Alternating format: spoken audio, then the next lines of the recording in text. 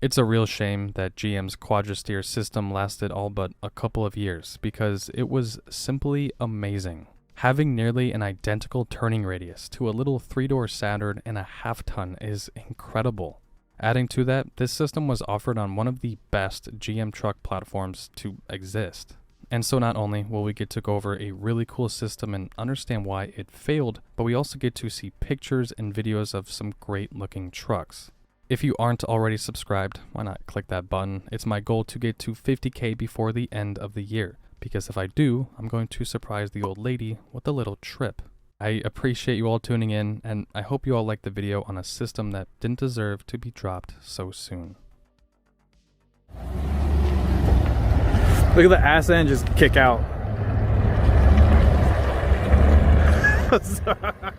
We are all familiar with monster trucks, right? I actually went to a show maybe like 10, 12 years ago, and it was probably the loudest event I have ever been to. But monster trucks are probably the most common vehicles that have four-wheel steering. Farm vehicles as well, tractors, combine harvesters, UTVs, and so on. The point I'm trying to make here is four-wheel steering has been around for a while.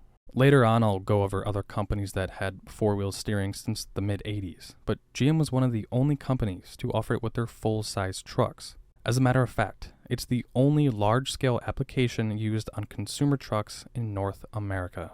GM's Quadrasteer system was developed by Delphi Automotive. GM has worked with them a few times since the 90s. Their role was to mainly supply automotive components and systems, for example, fuel systems, airbags, climate control systems, stuff like that. Now, I don't know exactly from either company pitched the idea. Trust me, I read just about every article on this system, but it was approved and was introduced to the public at the end of 2002.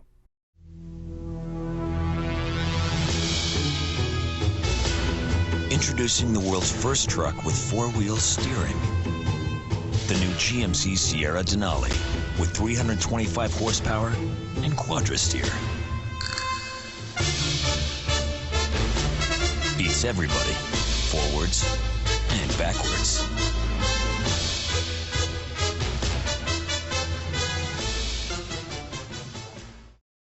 The Quadrasteer system debuted on the 2002 GMC Sierra Denali extended cab with the short box.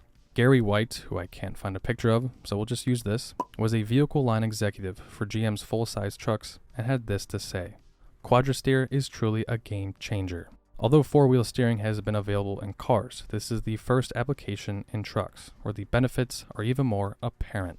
At first glance, the truck looks like every other 2002 Sierra Denali extended cab with the short box. The only major difference on the outside is the extended rear fenders. That's it. It's nowhere near as thick or wide as the dually, but you'll definitely know a Quadrasteer truck when you see one.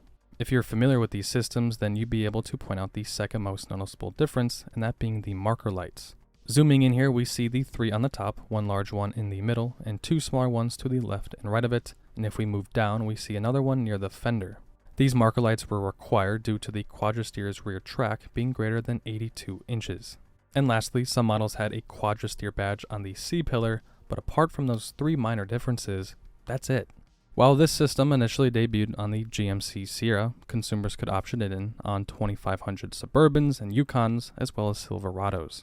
The reason it wasn't available on 1500 Suburbans and Yukons is because the Quadrasteer unit requires a rear leaf spring suspension, and by then both trucks had gone to coils. While on the topic of applications for this system, it really depends on the year in which you could get it on.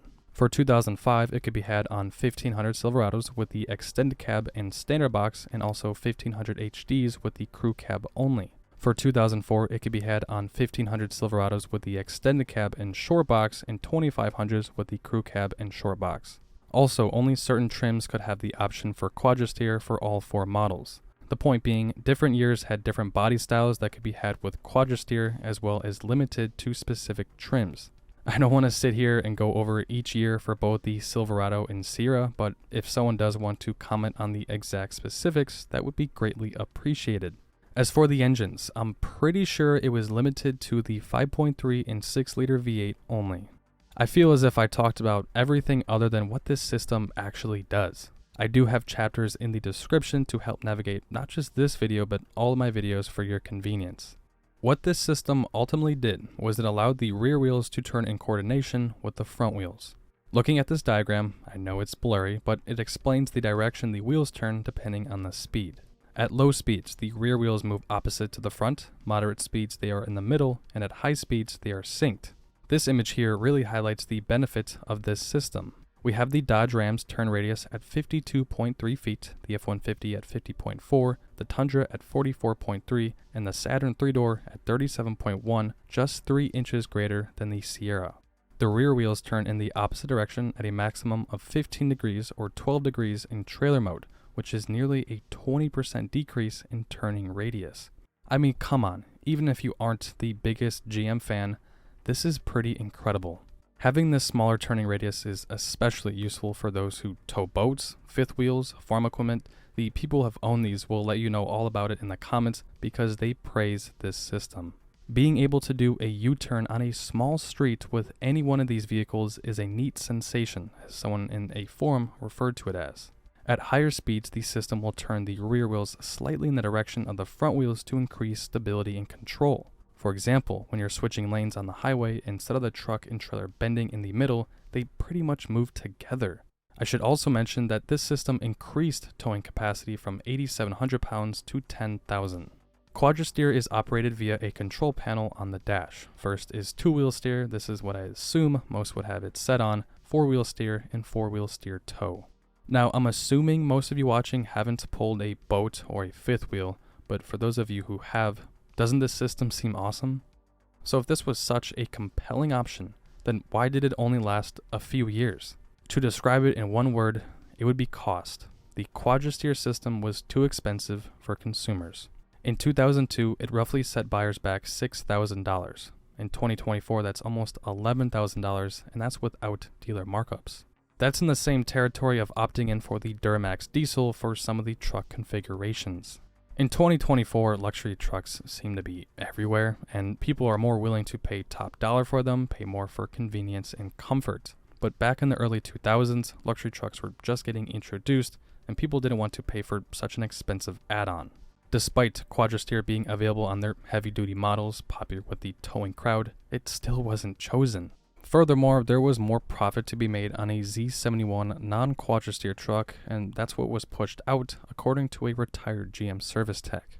As time went on and consumers weren't budging at that steep price, GM dropped the asking price to $2,000 and eventually $1,000 in its final year. Peak sales were in 2004 with the GMC Yukon XL, with 17.8% being optioned with it. While sales numbers were low and this could be considered a huge flop, fans loved this system. A lot of owners have claimed that they are pretty reliable and that once you have it, you don't want a truck without it. That's how convenient it is. Now in 2024, 20-some years later, parts are becoming harder and harder to find, and they are expensive, so if you are considering buying one, just be prepared for that. After doing a lot of research on the Quadrasteer system, I think it was a great invention, and it's a shame it failed. Additionally, this system was offered on some of the best looking Chevys in my opinion. The 2500 Yukon and Suburbans, those things look great. The Cat Eye Silverado, amazing. The Sierra Denali's at the time, these are great looking trucks, and they hold their value pretty well.